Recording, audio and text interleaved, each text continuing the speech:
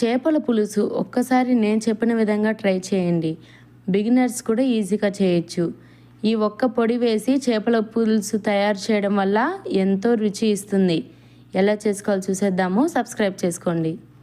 First అయితే ఒక mixing బౌల్లోకి మనం క్లీన్గా వాష్ చేసుకున్న చేప ముక్కల్ని అయితే వేసుకోవాలి.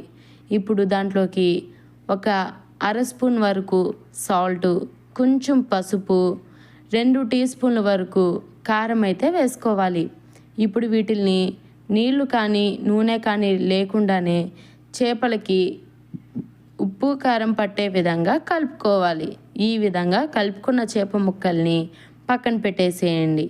ఇప్పుడు ఏదైనా ఒక కడాయి తీసుకొని దాంట్లోకి 2 టీ స్పూన్ల వరకు ధనియాలు, 1 టీ స్పూన్ వరకు జీలకర్ర, 2 టీ స్పూన్స్ వరకు ఆవాలు, 1/2 స్పూన్ వరకు మెంతులు వేసుకొని దోరగా ఫ్రై చేసుకోవాలి.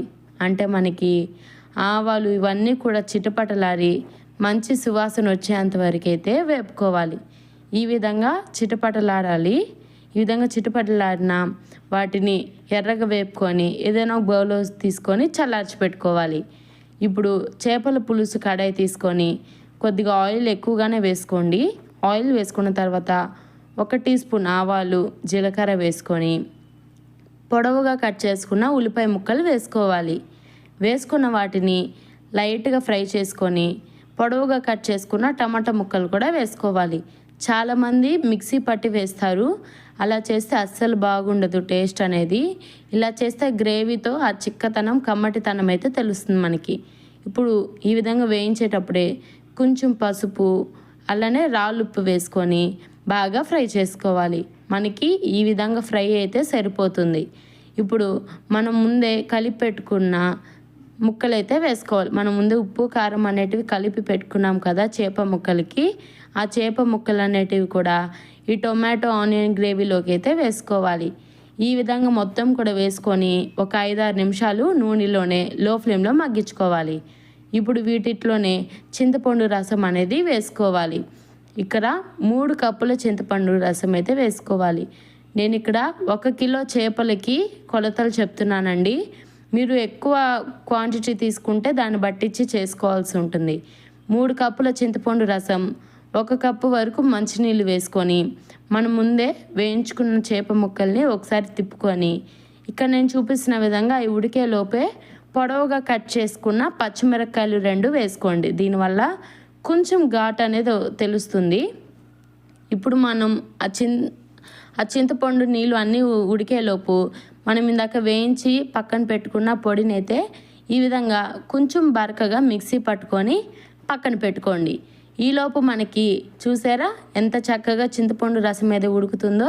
ఇప్పుడు ఈ చేపల పులుసులోకి పుల్లగా ఉండే మామిడికాయ ముక్కలు అయితే వేసుకోండి. చేపల పులుసులోకి అచ్చం టేస్ట్ రావాలంటే మామిడికాయ ముక్కలు అంతే ఇంపార్టెంట్. ఇప్పుడు ఆ మామిడికాయల్లోకి ఇలాంటి ముట్ట అనేది ఉంటుంది కదా, మామిడికాయల్లోకి ఈ ముట్టి కూడా వేసుకోండి. టేస్ట్ అయితే చాలా బాగుంటుంది. నాకైతే చాలా ఫేవరెట్. ఈ ముట్టి వేసుకోవడం కూడా ఇంకా బాగుంటుంది. ఇప్పుడు ఈ ముట్టి మామిడికాయలు అన్నీ కూడా వేసేసుకొని లాస్ట్లో ఒక 15 నిమిషాల వరకు హై టు మీడియం ఫ్లేమ్లో ఉడికించుకున్న తర్వాత మనం ఇందాక మిక్సీ పట్టుకున్న పొడి ఉంది కదా, మిక్సీ పట్టుకున్న ధనియాలు జీలకర్ర పొడిని 1 టీ స్పూన్ వరకు వేసుకొని గడిట సహాయం లేకుండా ఇక్కడ నేను చూపిస్తున్న విధంగా క్లాత్స్ తీసుకొని తిప్పుకోవాలి. ఇప్పుడు ఈ స్టేజ్లోనే ఉప్పు కారం అన్నీ కూడా చూసుకొని ఏమన్నా ఉప్పు కారం తక్కువైతే చూసి వేసుకోండి. ఇప్పుడు లాస్ట్లో 1 రెమ్మ కరివేపాకు అలానే కొత్తిమీర వేసుకొని స్టవ్ ఆపేసుకొని ఒక అరగంట పాటు వదిలేసి తర్వాత తినండి. ఎందుకంటే ఆ చిక్కతనం అలానే చేపకి పులుసు అనేది పట్టి టేస్ట్ చాలా బాగుంటుంది. వేడివేడిగా కాకుండా ఒక అరగంట పక్కన పెట్టేసి తినండి. టేస్ట్ అయితే చాలా బాగుంటుంది. ఎవరైనా కానీ ఈజీగా చేసేయచ్చు. అలానే బిగినర్స్ కానీ బ్యాచిలర్స్ కానీ కొత్తగా పెళ్ళైన వాళ్ళు కానీ చేపల పులుసు చేయడం రాదు కదా, అలాంటి వాళ్ళకి ఈ వీడియోని షేర్ చేసి సబ్స్క్రైబ్ చేసుకోండి. మీకు ఇలాంటి మరెన్నో రెసిపీస్ కావాలనుకుంటే మన ఛానల్ సబ్స్క్రైబ్ చేసుకొని మీరు ఈ చేపల పులుసు నేను చెప్పిన మెథడ్లో ఒకసారి ట్రై చేసి ఫీడ్బ్యాక్ అనేది కమెంట్ సెక్షన్లో ఇవ్వండి.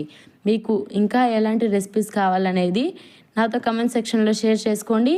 మీరు అడిగిన రెసిపీస్ అన్నీ కూడా నేను ఒక్కొక్క వీడియో సహాయంతో ట్రై చేస్తాను. మీతో షేర్ చేసుకోవడం.